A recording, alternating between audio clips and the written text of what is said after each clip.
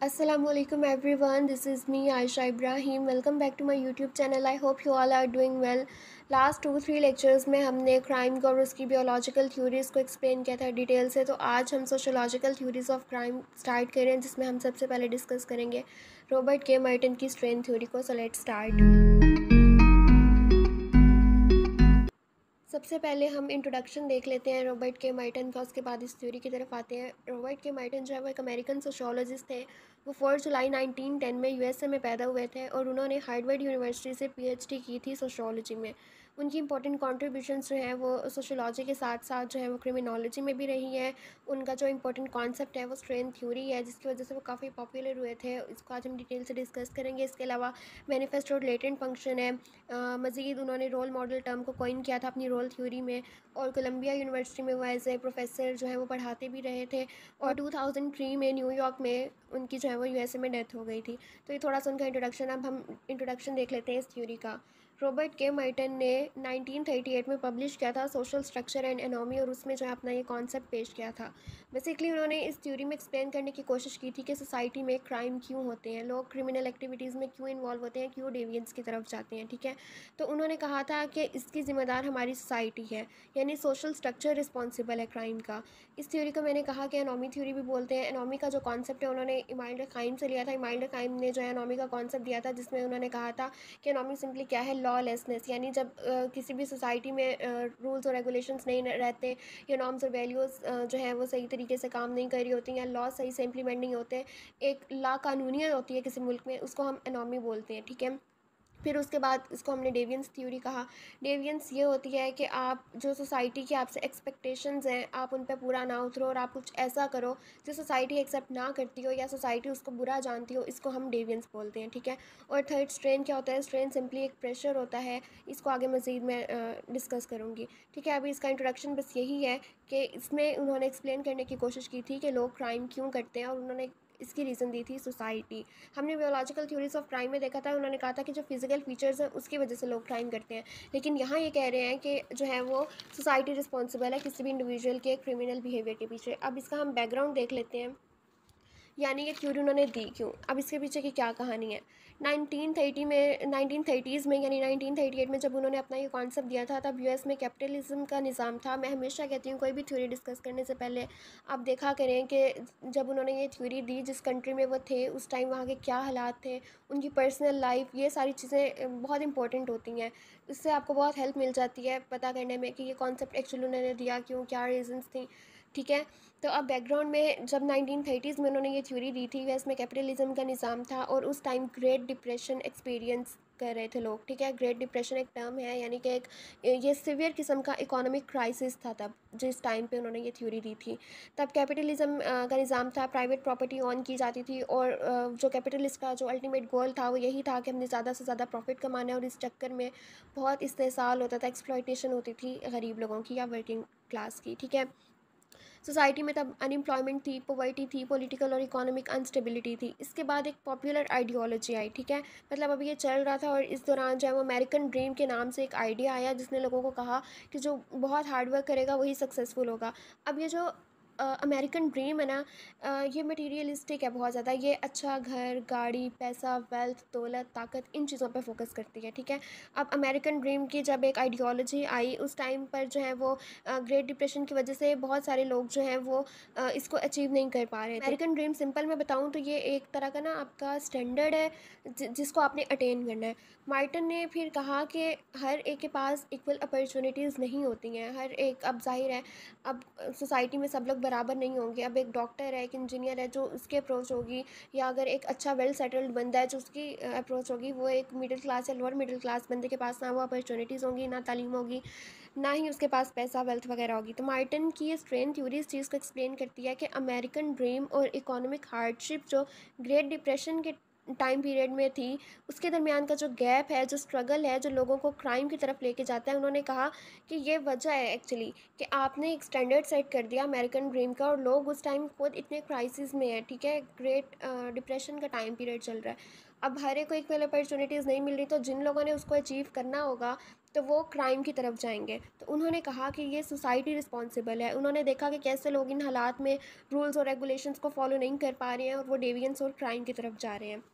तो सिंपल जो है ये कहानी थी इसके पीछे। फिर नेक्स्ट है कोर कॉन्सेप्ट्स। कोर कॉन्सेप्ट इस थ्योरी के मतलब ये थ्योरी रिवॉल्व किस चीज़ के अराउंड कर रही है। कोर कॉन्सेप्ट्स क्या हैं? कल्चरल गोल्स और मीन्स। ठीक है, कल्चरल गोल्स वो है कि अब आप देखें जब आप सोसाइटी में आ जाते हैं ना तो आपके कोई ना कोई गोल्स होते हैं जिनको आपने अचीव करना होता है। आपकी ज़िंदगी का कोई मकसद होता है। इसके साथ साथ उस मकसद को अचीव करने के लिए कुछ ना कुछ ज़राए होते हैं जिनके ज़रिए से आपने उनको अचीव करना होता है। तो इस थ्योरी का मेन कॉन्सेप्ट जो है वो इन गोल्स और मीन्स के अराउंड है। अब स्ट्रेन कहाँ आता है? मैंने कहा था मैं आगे डिस्कस करूँगी स्ट्रेन, तो स्ट्रेन यहाँ मैं आपको बता देती हूँ। देखिए, the central idea of Martin's theory is that individual experience strain when cultural goals they are encourage to pursue are difficult to attain through prescribe means. यानी जो मीन्स आपको सोसाइटी ने बता दिए हैं, जब आप उनको इस्तेमाल करते हुए अपने गोल्स को अचीव नहीं कर पाते हो तब आपको स्ट्रेन फील होता है। तब एक आप पे प्रेशर आता है। अब ज़ाहिर है आपने अपने गोल्स भी अटेन करने हैं लेकिन आप नहीं कर पा रहे हो क्योंकि आपके पास मीन्स नहीं है। तो तब जो है वो स्ट्रेन आता है, कॉन्फ्लिक्ट आता है और प्रॉब्लम्स क्रिएट होते हैं और तभी आप जो है वो क्राइम की तरफ जाते हो। अब यहाँ पे उन्होंने 5 मोड्स बताए थे एडेप्टेशन के और उन्होंने कहा था कि ये जो स्ट्रेन है ये एक्चुअली स्ट्रेस है लोगों पर, जो जब वो नहीं गोल्स को अचीव कर पाते सही मीन्स के थ्रू तब ये स्ट्रेन क्रिएट होता है, तब ये स्ट्रेस क्रिएट होता है। और यह स्ट्रेस फिर इंडिविजुअल को मजबूर करता है कि वो ऐसे तरीके अपनाए जो कि सोसाइटी के रूल्स को वायलेट करे, यानी डेवियंस या क्राइम की तरफ लेके जाता है। अब यहाँ उन्होंने 5 बताए थे वेज जो इंडिविजुअल अडॉप्ट करते हैं। ठीक है, सबसे पहले आ जाता है कन्फॉर्मिटी। कन्फॉर्मिटी क्या है? कन्फॉर्मिटी एक ऐसा मोड ऑफ एडेप्टेशन है जहाँ इंडिविजुअल सोसाइटी के जो अप्रूव्ड गोल्स हैं उनको भी एक्सेप्ट कर लेते हैं और जो मीन्स हैं उनको भी एक्सेप्ट कर लेते हैं। यानी अगर आपका गोल है कि आपने जो है वो बहुत पैसा कमाना है तो अब आप उसको सही मीन्स के थ्रू कोशिश करोगे कमाने की। ठीक है, अब आप डॉक्टर बनो, इंजीनियर बनो, आप CSS क्लियर करो, आप तालीम हासिल करते हो, आप अच्छी जॉब करते हो, आप अच्छा बिजनेस करते हो और इस तरह से जो है वो अपना गोल अचीव करते हो, तो ये कन्फॉर्मिटी है। यानी सही गोल हो और सही मीन्स को यूज़ करते हुए आप उसको अचीव करो। तो ये कन्फॉर्मिटी जो है ये इसमें नहीं आती डेविएंस वगैरह में। ये मतलब सीधे से लोग हैं जो सही गोल्स को सही तरीके से अटेन करते हैं लेकिन इनके पास अपॉर्चुनिटीज़ होने के ज़्यादा चांसेस हैं, तभी वो अटेन कर पाते हैं। मसला तब आता है जब लोगों के पास अपॉर्चुनिटीज़ नहीं होती हैं। उसके बाद आ जाते हैं इनोवेशन। इनोवेशन एक ऐसा मोड ऑफ एडेप्टेशन है जहाँ लोग सोसाइटी के बताए हुए गोल्स को एक्सेप्ट करते हैं, कहते हैं कि ठीक है ये गोल्स ठीक है कि हमें बहुत सारा पैसा कमाना चाहिए फॉर एग्जांपल, लेकिन जो मेन सोसाइटी ने बताए हुए हैं ना वो उनको रिजेक्ट कर देते हैं। उनको अब पैसा चाहिए लेकिन अब उनके पास कोई सही वे नहीं है जिसके ज़रिए से वो पैसा कमाएं। ठीक है, अब जैसे फॉर एग्जांपल एक बच्चे की अम्मी बीमार है और उसने उनकी मेडिसिन लेनी है, अब उसके पास पैसे नहीं है तो वो चोरी करेगा। ठीक है, अब उसका गोल ठीक है कि उसने अपनी मदर के लिए मेडिसिन लेनी, उनका ट्रीटमेंट कराना है, लेकिन उसका जो तरीका होगा, जिसके मीन्स होंगे वो गलत होंगे। ठीक है, तो ये इनोवेशन होता है। उसके बाद आ जाते हैं रिचुअलिज़म पे। रिचुअलिज़म एक ऐसा मोड ऑफ एडेप्टेशन है जहाँ इंडिविजुअल एक्चुअल गोल्स पर गिव अप कर देते हैं, उनको इग्नोर कर देते हैं या उन गोल्स को मतलब वो प्रेफर नहीं करते हैं, यहाँ पे गोल्स को रिजेक्ट कर देते हैं।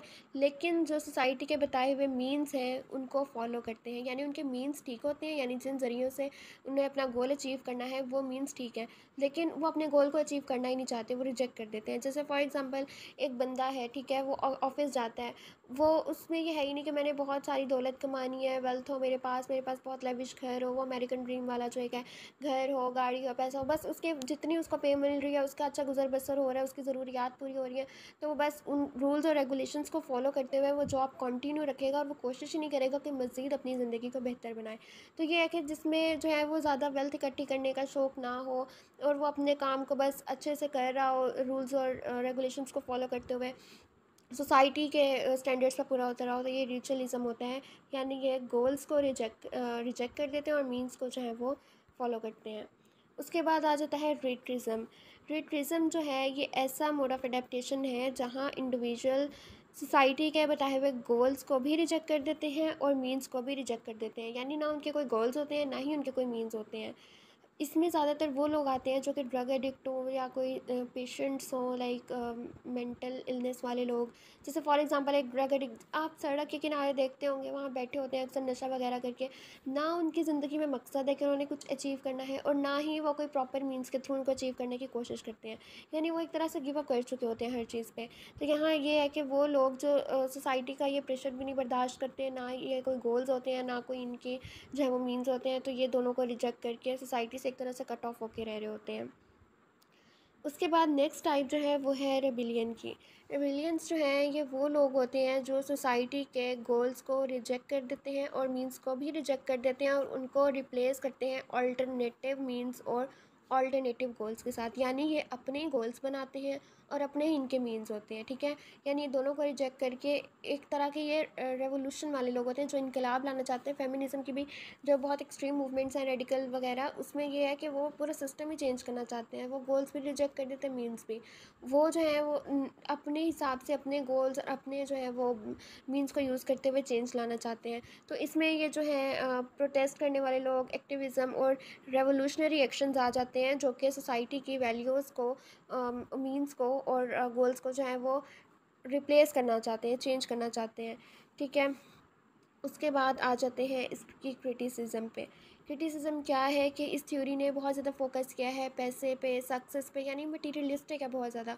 इसने सिर्फ एक ही गिर्द ये घूमती रही है। अब देखिए और भी बहुत सारी चीज़ें आती हैं, आपकी फैमिली रिलेशनशिप, स्पिरिचुअलिटी, बहुत कुछ और भी आ रहा होता है। तो इसने सिर्फ एक एस्पेक्ट पे फोकस किया है जो कि है पैसा, मटीरियलिज्म, ये चीज़। तो इसीलिए जो है इस पे क्रिटिसिज्म हुई कि ये सिर्फ पैसे पे फोकस कर रहा है। फिर कल्चरल डाइवर्सिटी होती है डेविएंस में। देखें अगर आप सोसाइटी टू सोसाइटी मूव करें ना, तो एक सोसाइटी में एक चीज़ डेविएंस होगी कंसिडर, लेकिन किसी दूसरी सोसाइटी में वही एक जो है वो डेविएंस कंसिडर नहीं किया जाएगा। तो आप इसको जो है वो एक पूरी दुनिया पे ग्लोबली जो है अप्लाई नहीं कर सकते, क्योंकि डेविएंस सोसाइटी टू सोसाइटी वेरी करी होती है अक्सर।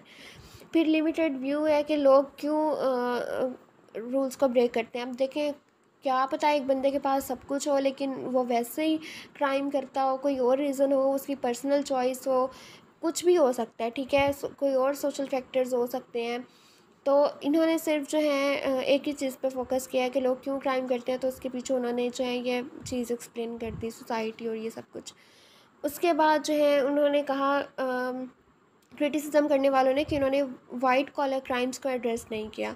वाइट कॉलर क्राइम ये होता है कि वो लोग जिनके पास पैसा हो वो भी क्राइम करें, जैसे बड़े बड़े पॉलिटिशियंस करते हैं, ठीक है। तो उनके पास पैसा है, अथॉरिटी है, सब कुछ है, लेकिन फिर भी वो क्राइम कर रहे हैं।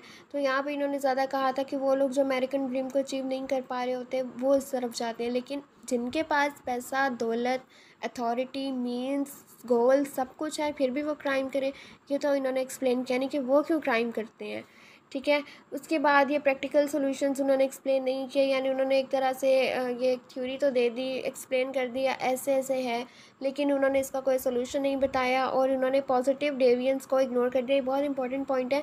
डेविएंस हमेशा नेगेटिव नहीं होती। इस थ्योरी में डेविएंस को बहुत, डेविएंस टर्म सुनते ही हमारे माइंड में नेगेटिविटी आती है, लेकिन क्या पता हमारी सोसाइटी के जो रूल्स हैं वही ख़राब हो, एक बंदा उसको चेंज करके बेहतरी लाना चाह रहा हो, तो वो डेविएंट होगा सोसाइटी की नज़र में, लेकिन वो अच्छा चेंज लाना चाह रहा है तो डेविएंस पॉजिटिव भी हो सकती है। इसके अलावा इसको जो है वो मेजर करना और टेस्ट करना जो है वो थोड़ा चैलेंजिंग और डिफ़िकल्ट हो सकता है। तो ये कुछ क्रिटिसिज्म हुई थी उनकी थ्योरी पे, तो ये छोटा सा उनका कॉन्सेप्ट था और ये बहुत इंपॉर्टेंट थ्योरी है। तो आई होप आज का लेक्चर आप लोगों के लिए हेल्पफुल रहा होगा। So don't forget to subscribe my channel, do like, comment and share this video. Thank you so much.